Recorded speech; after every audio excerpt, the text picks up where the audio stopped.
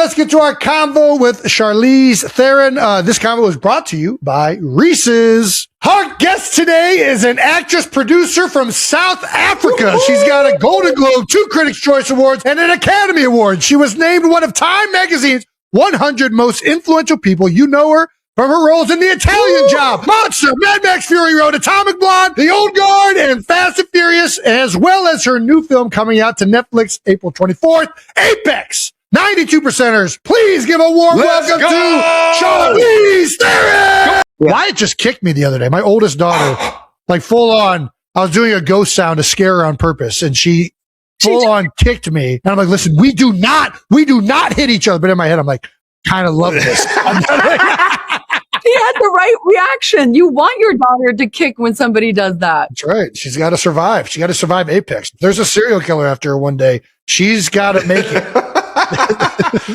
Mark my words. Yeah. When you have the third one hit 11, I promise you're going to have days where you just get in your car and drive around the block for like an hour. You're out of the house. It's what I call like a timeout. Like I have to really just leave the house right now. Put yourself in timeout. Nice. I'm going to go to the store. Anybody need anything? I'm just going to go make a quick trip. Now that's the flex. That's the flex. Right Oh, that's good. I was hoping you would give me a big one like that. I hear you give other guests big ones. I was like, I better get a really big fucking one. We're listing them all. Never hold back. We're listing them all. You were showing off those muscles. This movie is unbelievable. It's such a flex in itself. You were doing a lot of the stunts, I heard. I do a lot of the action. Yeah, I do all of the climbing in it is me. Wow. Some of the kayaking is not me. I was not a great kayaker. Not a kayaker. They shot with these 2 Olympic gold medalists in New Zealand and did which the kayak stuff is great though, right? I've never seen people do stuff like that with a kayak. These 2 women were just unbelievable. But yeah, I do everything else. Everything else that's in the movie, I do. That's so impressive. That's awesome. Or stupid. A lot of times those go hand in hand. I was going to ask you, do you have greatness? You need the stupid and the crazy to get to greatness. There you go. You got to be just a little crazy out here. Do you do it for the thrill, or do you do it for the shot, or do you what's the madness behind wanting to do all the action stuff? Because I think good action movies work when you're telling the story through the action. It's not like the movie stops and you have an action scene and then the movie picks up again. Yeah. I like action movies where the action is part of the story. You don't understand the story unless you actually see the action. And that kind of physical storytelling, I really love. I was a dancer for the first part of my life. And, I was a storyteller that way. And when I started making movies, it was all very verbal and great. But then I really got a chance to do a big movie called Mad Max Fury Road. And we're familiar. I fell in love. Fantastic as well. Yes. I fell in love with using my body again. And so it kind of made a real effort to develop a couple of projects for myself to do that. So that's how I think of it. I think of it as, well, this part of the story we have to now tell, and it's physical. Like, how the fuck am I going to get up this hill without him shooting at me and hitting me? Like, how am I going to do that? So fucking cool. It is physical and it is badass. These are badass female roles in the fullest extent. And this one in particular, telling the story through the action, you feel like what the character is going through. It's pretty remarkable. My heart's racing with you. The last scene, I have a natural fear of heights. Oh, really? Sometimes I get that. Yes. Especially on the side of cliffs for sure. Even just a camera looking out.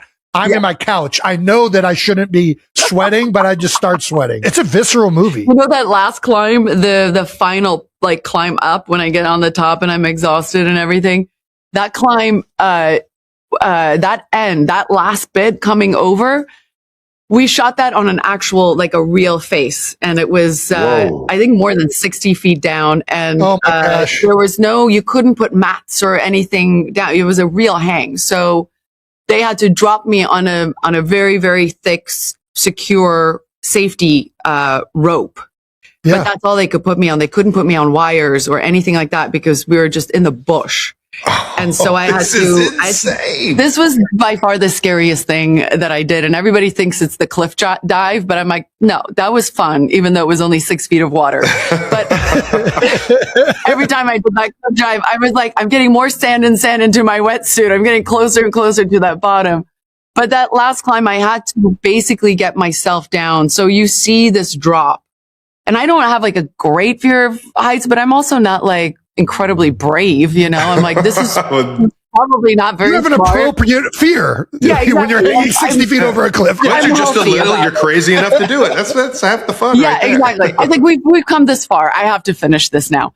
So I'm dropping myself. I'm trying not to look down. I'm like climbing and kind of scraping my body down just far enough so I'm out of the shot of the camera. And then I have to on action climb that last bit up, which is pretty steep and it's an overhang. And Oh my gosh. that was one of the physically the hard, and I was towards the end of the movie, I was so tired. And I just remember pulling myself up there the third time. And I just went, this is fucking insane. Like, this is absolutely insane. And in the movie, I kind of have a bit of a giggle, and that he kept it in, but that was literally me on the third take going like, what the fuck am I doing? Like, this is so crazy. It fit very well. Yeah, absolutely. Is a lot of this action and like that kind of that fearlessness that you have to find in yourself, was that a part of like wanting to be a part of this role? Or Yeah, I mean, I like this movie a lot because I thought that it wasn't contrived at all. It was very straightforward. You know, you have a girl, she goes into the wild, she meets a guy, he ends up being a serial killer, and the chase is on. And I like something about when I read the script, I love the simplicity of that engine that drove it. And then I liked the idea of within that it could be a two-hander where you can get into more of the psychological warfare, the psychological action. Like, I love movies like Die Hard, where it's simple. Like, you get it. It's like, there's a Christmas party and shit goes wrong, you know? I love it. And I love those movies. And I felt the same about this. I was like, wow, I just love that, you know, you got to stay alive. You got to try and get out of this. And hopefully you do. Good luck. Go. It is a nail biter every step of the way, always on the edge of your seat. It combines like so many movies in my head, like of great parts of them, like Cliffhanger or like Free Solo, Deliverance. Like I there's like, who isn't terrified of being in the middle of nowhere with a bunch of people playing like banjos and whatnot? But Yeah. no banjos in this one. No banjos in this one. But yeah, it's amazing how beautiful places can become this most scary places, right? Places where people go and hike and they have these beautiful, like Sunday mornings can end up, you know, being where somebody dies. Right. It's terrifying. Yes. I will say this though, Taron Egerton absolutely rocks it with you. He's awesome as well. The first time he did his animal noise, did that fuck you up? Did it like catch you off guard? It caught me off guard every single time he did it. Yeah. That was truly frightening. And he came up with that kind of like, I think a week before we started shooting, because he had this, he kept saying things like, I think of him as someone that has like Peter Pan syndrome. And it was such a great way to look at the character, you know, this like little boy who's like trying to like be a man in nature, but he's just fucking sick. You're doing it, man. You're doing it. You're really doing exactly. it. And like, look at me, I can get water out of a tree. Like, okay, whatever. But I remember we did the first chase and he did one of those bird sounds and it scared the fuck out of me because he didn't tell me. Yeah. Is something really out here chasing me? What the fuck is that? Yeah. And there's a reaction shot actually when the first time he does it, when he starts the song and he says, you have this song to get away from me. And then he does the bird sound. And that reaction is, I was like, fuck me. Like, I gotta get the fuck out of here. I gotta get the fuck out. Why are you that good at this? He's so amazing in the movie. I think he brings like a whole new twist to this, you know, I think serial killer movies I love them. I'm obsessed with serial killer movies. I think you also I think because I'm so obsessed with real serial killers, there's so much variety to pick from, right? It's not always the tropey thing where, you know, you're telling the story and this is why, and you're trying to justify or say why he's like likes to cut women's heads off. And we didn't want to do that story. We really wanted to just tell a story that's in the moment. It's happening. And we're not getting into, you know, too much of a history about why he's doing all these horrible things, which I like as well, because then he stays very scary. Mm-hmm. You don't understand him. I agree. It's scarier when you don't know why he's doing that. Like, I think at one point, Sasha, like your character even tries to like say that I don't want to give away too much of the movie, but yeah, you try to like get that out of him or like play on that. And he shuts it down right away. Like, no, I'm just a psychopath. Like, there's nothing deeper here. It's not as deep as you're trying to make it out. Yeah. Yeah. He's like, but can I hug you? Yeah, I love that moment too, because she's obviously all she has left is how she can psychologically maybe talk herself out of this situation. And I love that he doesn't go down that route. Yeah. And that I have to kind of come up with something else very quick on the fly. I'm so glad you guys love the movie. I really, I haven't, this is my favorite movie I've ever made. What? You made some bangers. I was like, this is cool to hear. I know. So in 30 years, I've made a lot of movies and I've loved all of them for different reasons. But there's something about this movie that the way we shot it, where we shot it, just the time in my life when I needed to go and find something where I could just immerse myself into a world.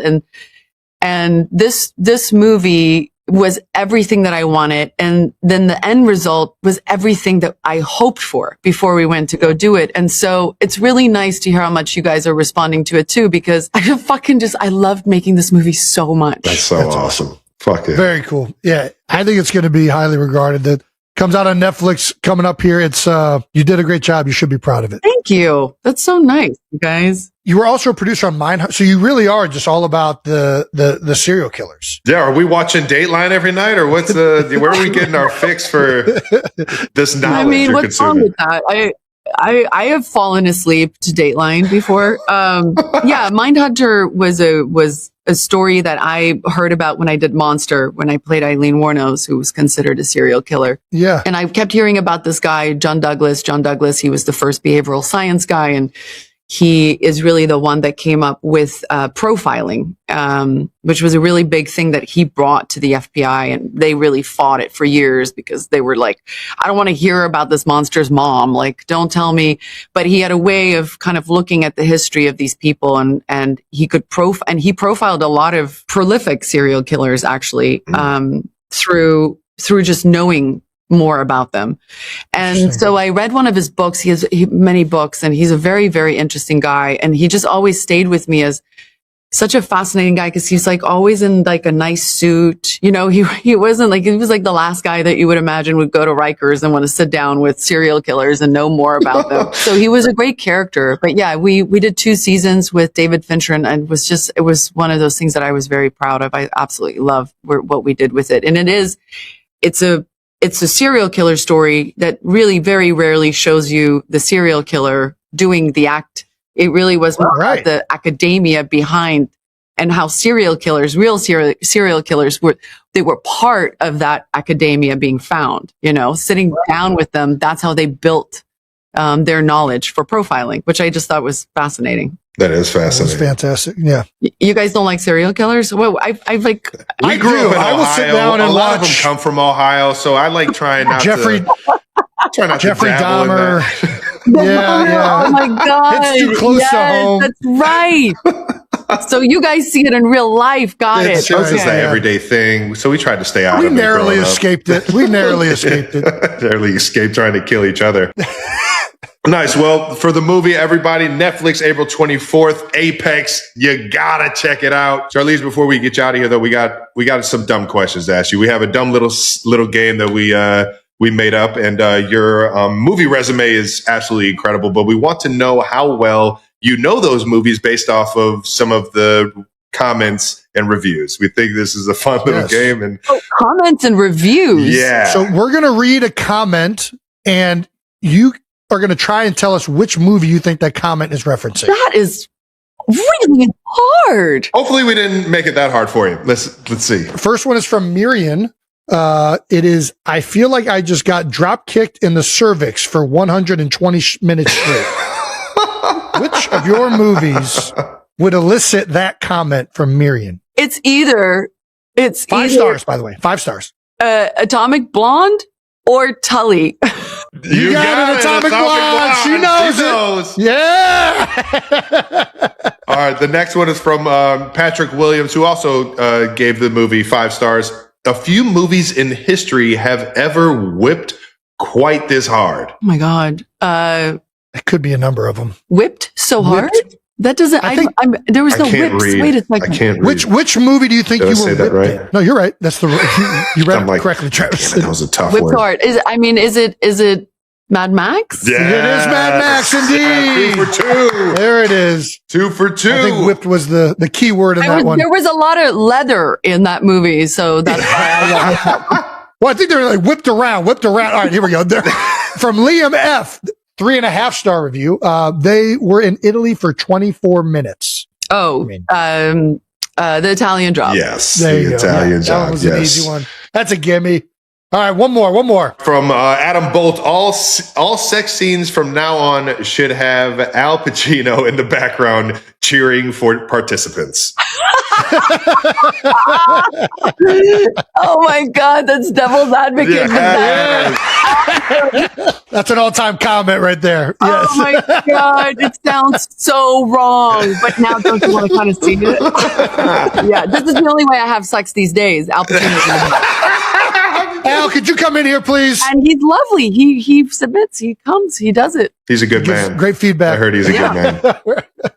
All righty. We got to ask, you got to do the opening ceremony at the Winter Olympics this year. How was that experience? Oh my God, it was amazing. I was asked and I was kind of like, I don't know. I feel like I'm going to stick out like a sore thumb. And it's such a special moment for so many athletes who work so hard. But I really kind of connected to the idea of just kind of spreading a little bit of hope, and I think I felt like it was a good stage to maybe do a little bit of that. I didn't want to go and like feed anybody medicine.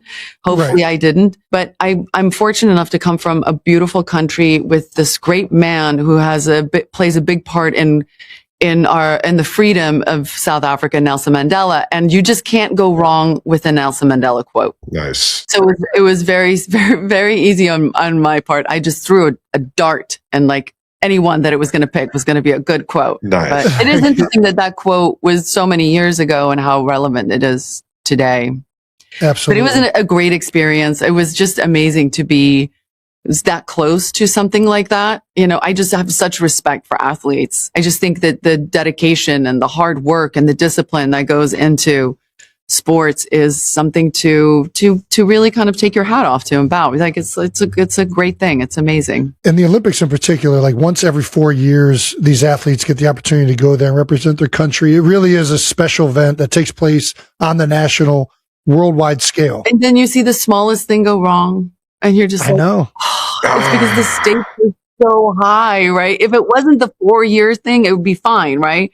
Yeah. When those skiers come down and they just, oh my God, Lindsey Vonn. I was like, yeah, we all were so hurting for her. painful. Yeah. She's a warrior, though, to go back out there and at least give it one other There's try. no question. She's a maniac. When I trained for Atomic Blonde, I trained with the same trainer as her at the same gym. And I got to know her a little bit during that period. And she is like, I'd show up so fucking exhausted. I'm like, who the fuck do I think I am that I'm going to come into this gym and like become a martial arts expert and get strong enough? And then she'd come in and I was just like, that's my inspiration. Just look at that, and do that. Just do that. Put your head down, do that. But she's so lovely. Do you have a favorite event in the Olympics or anything that amazes you the most? I like the ski. That skiing is pretty amazing, but I watched a lot of the figure skating because I have a teenager, a 14-year-old and an 11-year-old. So we watched a lot of figure skating. They were very much into that. That's awesome. Which again, the same thing. It's like that one throw, that one missed land. And you're just like, and I was trying to explain it to my daughters. Because every time it happened, I was like, and they're like, Mom, it's okay. She's fine. I was like, no, she's not. No. She can't do this for another 4 years. I'm like, she's gonna be fine. She's young, Mom. It's fine. Don't worry about it. Well, and they make a mistake and they just have to finish their routine. Like in their head, they know it's over. Yeah. All this training was done, but they're still going to skate around for another minute and do the rest of it. Like it's very admirable in that regard. I don't know. It's like, you're probably going to lose, right, Travis? But you keep fucking playing. You got to keep playing. that's you got to just love it. I real admiration for that, with the smile on the face, and they're giving the performance, but they know what it is. Yeah. Yes, and we, at least when we're out there, we have 10 other guys on the field with us going through it together. Like they're just like one person out there at a time, and it's like all eyes on them. Another level of bravery. You guys have had that feeling, right? You've had that feeling where you're for sure. I lost a Super Bowl to my brother, and it was the worst pain on the planet. I wasn't going to bring it up. Yeah, no. It was a beautiful moment, Jason. We were both on top of the mountain together. Yeah, it was great. He was hanging off the cliff, though. That's right. That's right. I would have. That's a time where I wouldn't have been afraid of the cliff because I would have jumped straight off of it. Yeah. That's right. You did just mention your 2 daughters. I have 4 under 6 right now. 4 daughters. How are you talking? How are you putting it? It's difficult. I don't know if you heard a second ago. There was just something happening upstairs. I don't really know what. I'm going to hear about it. But that's impressive. Is there any advice? What do I have to look forward to? What should I do? Listen, it was just Travis and I growing up. Yeah, it was just us two. Yeah. Well, I was an only kid, so the whole sibling thing to me, when they fight, I actually got worried. Like I was like, am I not doing the right thing? Like they're going to kill each other because they're both very, very strong. Like, like they're not wallflowers, and they're stubborn, and they're just firecrackers. And so when they love very hard, but when they fight, I'm like, oh my God, like, am I going to go to jail? Like they won't stop. They get physical. And so I have to like call my friends up, who my friend was like, are you kidding me? I had 2 sisters. I almost killed my sister. It's fine. Like this is nature does this beautiful thing where you think you're in your worst place right now so that you can cope with what you have. But from where I am, I can tell you that you're in a lovely place. And they're still lovely and sweet. And then one day you're going to walk into their room around 11 and they're going to just be like, why did you turn the lights on? What happened? What is going on? Like yesterday morning, you wanted me to cuddle with you. And now you're yelling at me for turning the lights on. Yeah, they just turn into hormonal nightmares. Like I'm getting my ass handed to me from the moment that I walk into the house, from the moment that you and all these things are going to serve them so well in life, but I might not make it. They're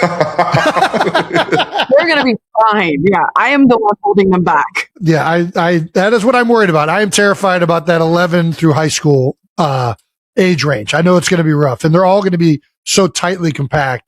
Yeah. Wyatt just kicked me the other day. My oldest daughter, like full on. I was doing a ghost sound to scare her on purpose, and she full on kicked me. And I'm like, listen, we do not hit each other. But in my head, I'm like, kind of love this. He had the right reaction. You want your daughter to kick when somebody does that. That's right. She's got to survive. She got to survive Apex. If there's a serial killer after her one day, she's got to make it. Mark my words. Yeah. When you have the third one hit 11, I promise you're going to have days where you just get in your car and drive around the block for like an hour. You're out of the house. It's what I call like a timeout. Like I have to really just leave the house right now. Put yourself in timeout. Nice. I'm going to go to the store. Anybody need anything? I'm just going to go make a quick trip. All right. You got one rule, Jason. Don't turn the lights on, man. All right. We had Keanu Reeves on the show earlier this year. Another one of our favorites. And is it true you named your dog after Johnny Utah? Yeah, I did. Because I adopted him in Utah. I was shooting a movie in Miami Valley. Nice. And Stray Dog, ended up in my trailer. And so he was from Utah, and I wanted to do a little throwback, and I love Keanu. He's a good friend. And I was like, yeah, how about that? That's awesome. So he always went by both those names. How cool is that? It's the best. Have you done other movie names or like character names for pets? No, I have not. My daughters now name all the animals that we have. So it's a lot of like Billy, Bobby, Bibby, Baba, yeah. Nicknames. Yep. Nothing but nicknames. Yeah, it's like tiny little cute names. I'm like, can we get like a tough name in here? Like we have a farm and we got some working dogs, and I was like, I get to name one. I want to name just one dog. And what would you name a dog? I did name her after a movie. Oh my God, I'm so tired. What do you got? I just named Ripley. after Ripley. Weaver. Yeah, Sigourney Weaver's character in Aliens. Very cool. That's awesome. Yeah. That's a badass female character. Right We there. needed a badass name in there because it was a lot of like Billy, Bobby, Bobby. We have a Patty, and then they're trying to call the new one Freddy, and I'm trying to go with something strong German. It's a German Shepherd. I'm thinking Gunda, like Gundel, or like it's got to be like a picture like in a big beer hall with insane. Steins walking through the. Oh my god, that's so funny. This guy's Yeah, they insane. like to put the E on the end on all of them, like to make it cute. Nice and So fair. what you Yep. do is they named one of the dogs Teddy, and now I just call him Ted, and it's really cool. I'm like, There you Ted, go. let's go, Ted. Like I just don't go, and he loves Ted. I can tell he likes it way more. Thank God for you. I'm not a Teddy. Thank you. In 2014, you said climbing Mount Kilimanjaro was on your bucket list. Jason has actually climbed Mount Kilimanjaro. Have you done it? Is it still on the bucket list? Yeah, no, I haven't done it because I have two teenagers. This is pre-kids. Yeah. Wait, what? Tell me the experience. Was it something that you wanted to do, or was just by chance you were? So a good friend of mine that also played in the NFL, Chris Long, has a foundation called Water Boys, and they install wells in Africa and like places that they need clean drinking water and whatnot.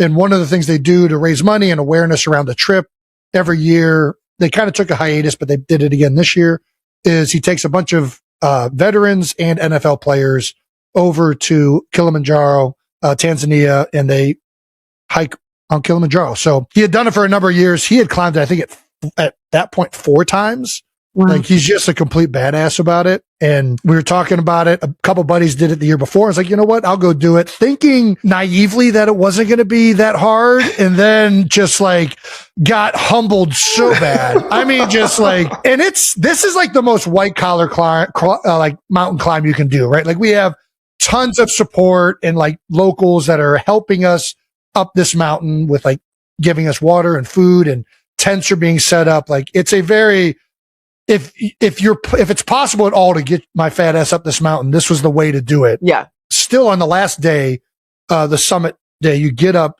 really early because the goal is to be at the summit for sunrise, right? So you get up at like 12 a.m.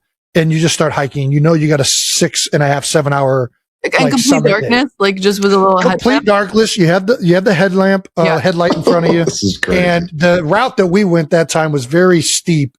So you can't even go straight up. You have to do skip backs, right? You're like going sideways essentially so that you can go up this rock face. Yeah. We finally get there, and then we have another 2-hour walk around. But what I didn't know is once you get above, I think it's like the 18,000 foot or 17,000 foot threshold, you get to a certain point on Kilimanjaro where you're no longer able to replace the oxygen, right? Like it's a slower, it's not as severe as Everest. the other, I forget the name of them, but the other big summits. Yeah. But you're up there, and as a bigger guy, you're using more oxygen. So I was doing great. Wasn't really having an issue. And then right when I got to the summit, it hit me like a ton of bricks. I didn't get like, did he like hit you? How? Like you were just like so fatigued, like a level and a little bit dizzy. And they tell you like the moment you get there, you just want to get down as fast as possible. Wow. So I am literally like jumping down the side of this mountain. Like I am bounding and like skiing down on my shoes just to get down as fast as possible. My one buddy Bo is just seated in the gravel and he's just sulking because he's so tired. I'm like, dude, what are you guys like? My Sherpa left me. Did you enjoy the summit at all? It was incredible. I mean, you are very tired, but at that point you've put in 4 days climbing up it. At least on this trip we do. There are people that climb it much faster, but it's such a highlight of a moment. And then on top of that, like Haloti Nada, one of our teammates, was retiring at the summit. There's all these wounded warriors. Like it's a guy that only had one leg that climbed it with us, right? Like it's a really powerful trip. Holy smokes. And you still bitched about Exactly. That's the thing. He did it so much easier than I did. And I was like, You've changed, Jason. And then you've changed. The worst part too is then you still have to go back down. Like we get down from there, we get down to that base camp, and then you have to go down another however many thousand feet from there. And my back just started tightening up, and it was a grind of a session that I was not prepared for. You're not selling it. You're not selling it at all. I will say this: knowing you and what I've seen you do in these movies, I think you would absolutely crush it. And I told everybody I would not do it ever again, but there is something where when you go through something that taxing and that intense, I would go with my daughters because I think it's a transformative experience if you've never done anything like that. And Kilimanjaro is for sure, like, there's nothing more like symbolic than like overcoming struggles and like adversity than like climbing a mountain and getting to the top, right? That is a very symbolic thing. And it feels like Kilimanjaro is like the most approachable of all the major summits for novice climbers. So if you're thinking about it, I highly recommend it. It's awesome. I feel like I just used up all of our time to talk to you, telling the story. So I am going to stop talking now. My next trip. So yeah. Yeah. You'll enjoy it and also hate it. Which is how you love. You have to hate it a little. There you go. I understand the whole, like, wanting to do something with your daughters. I'm always looking for something like that I can go into, because otherwise I'll just end up living in a Sephora for the rest of my life. I'm like, I must get out of Sephora. And I just took my oldest girl is very, like, she's a scaredy cat. Like, she's very pensive, which I love, because I'm like, you're going to be safe. I'm not going to worry about you when you leave home. And then the little one's a daredevil, like, just completely crazy. But I spent spring break with them, and I was trying to find something like what you were talking about that we could do together that would be like we'd get to the end of a real accomplishment. We did that. Yeah. And so we went to Hawaii, and I found this zip lining company, and so I was like, I didn't tell them because I knew they would just say no. So when we landed, I said, we're going to play a game. Everybody's going to say one thing, and we all have to do that one thing. And so mine was zip lining. Nice. The fear that it was pouring rain. It could not have been more miserable. That could get a little dicey. We ended up so high. It was like 8 zip lines to get down. Scary, really God. And you're tied to a rope. You can't go backwards. You can't go forwards. I was like, this is going to go so wrong. And my oldest daughter didn't want to wear the raincoat because it didn't look cute. So she's in her, of course, like, dripping water. And I'm like, you should have put the raincoat on. Mm-hmm. But we got to the end of it, and it was really, you can't describe it. Like, it's so much work as a parent to do these things. But at the end, you're just like, wow, we got in the van and everybody was laughing about it. And nice. The hard work that it is to get you guys up here, and look at you now. You've got a wet sweatshirt on and you're still happy. There we go. It's weird. It's like even in football, like the misery that you go through with your teammates.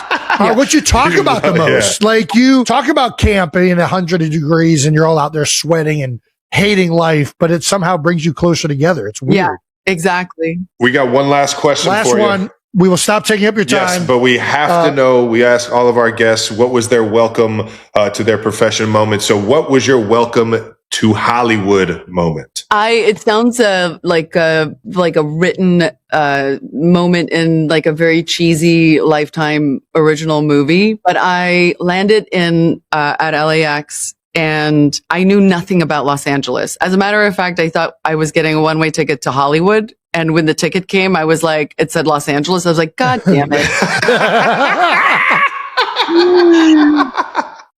So it's appropriate. That's an appropriate response. South Africa, okay? And I grew up on a farm. I did not know any of this stuff. So I drove in a taxi from LAX, and I just remember he took me to this hotel called the Farmer's Daughter, which now is a really nice little hotel, very boutique-y, but back when I stayed there, it was rented by the hour. I was like, I can afford this.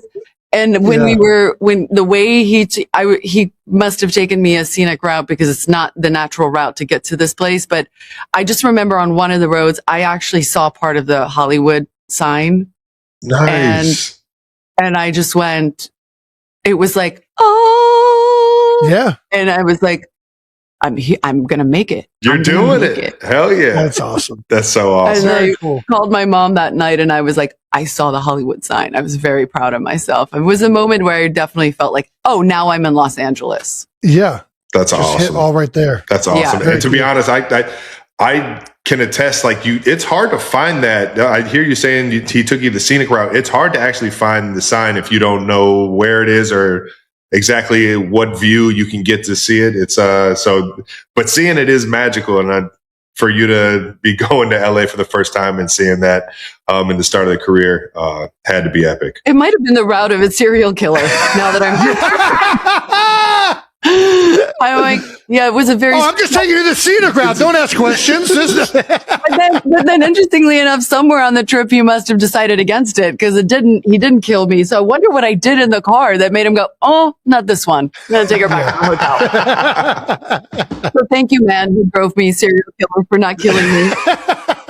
Well, we thank you. Congrats on another amazing movie. Can't wait to see how everyone just raves over this one. And best of luck to you in the future on all the other movies that you have coming. Thank you so much for the stories and your time, and wishing you the best. Thank you so much, you guys. Thank you. And I'm so happy you loved the movie. Thank you. Yes, absolutely. It was all right. Bye. I will say, sorry, you shouted out the best book. You shouted out the Mindhunter book. Oh, you love that book? I have it right here. I have it right here. You said that, I was like, that's on the fucking shelf. I know where that is. Oh my God. I thought you just like Googled, searched it, and like slipped a note or something. We got dog ears in this bad boy. Brandon's our resident serial killer. That's actually. right, yeah. He's just. Listen, you want to go see, you want the LA tour? I'll take you on the LA tour. You want to go see the Silver Lake Murder House? I'll take you. Don't tempt me with a good time. I feel like I need to do a whole other podcast with you. Come on back. Yes. Come on back anytime. It'll be 4 hours long, and it'll be just me talking about like Zodiac, and it'll be upsetting for everybody. That's so amazing. You're definitely my favorite out of the three now. Let's fucking go! Brandon swoops in. Low bar. Shut up. I came in right at the end. All right. All right, that's it for our conversation with Charlize Theron. She's so bad. Jason Kelce, known for his strength, his confidence, and his larger-than-life personality, wasn't prepared for what his daughter Wyatt was about to say. It was just another normal day at home, filled with laughter, noise, and those small family moments that usually pass without a second thought. Wyatt was being her usual playful self, running around, smiling, enjoying time with her dad. But then something shifted. Out of nowhere, her energy changed. She got quiet, more serious than usual. Jason noticed it instantly. As a father, you can tell when something isn't quite right. And before he could even ask what was going on, Wyatt looked up at him and asked a simple question, one that didn't sound simple at all. Daddy, you'll always be with me, right? For a second, Jason didn't even know how to respond. It caught him completely off guard. It wasn't just the words, it was the way she said them. There was emotion behind it, a kind of fear that no parent ever wants to hear from their child. He tried to brush it off at first, thinking maybe it was just a random thought, something kids say without meaning too much. But Wyatt didn't drop it. She asked again, softer this time, but deeper. And that's when it hit him. Jason later admitted that in that moment, it felt like something inside him just broke. He described it as something that hurt his soul, because suddenly he realized that even at such a young age, his daughter was thinking about things that no child should have to worry about. The idea of not having her dad around, even as a question, was enough to shake him completely. He pulled her close, hugged her tighter than ever, and reassured her. He told her that he would always be there for her. And in that moment, he meant every word. But deep down, like every parent, he knew life isn't always that simple. And maybe that's what made it hurt even more. Later, when Jason shared this story with Travis Kelce, the reaction was nothing like his usual playful, joking self. Travis went completely silent. No jokes, no quick responses, just a quiet understanding of how heavy that moment really was. And when Taylor Swift heard about it, she was just as affected. For someone who has seen so many emotional moments in life, even she didn't have words right away. Because this wasn't just a cute family story. It was real. It was raw. It was a reminder that even the smallest voices can carry the biggest emotions. That one question from Wyatt stayed with Jason. Not because it was complicated, but because it was so pure, so honest, and so unexpectedly deep. It made him realize how important every single moment is. How quickly time moves, and how the people we love the most see us as their entire world. And sometimes It only takes one simple question from a child to remind you of everything that truly matters.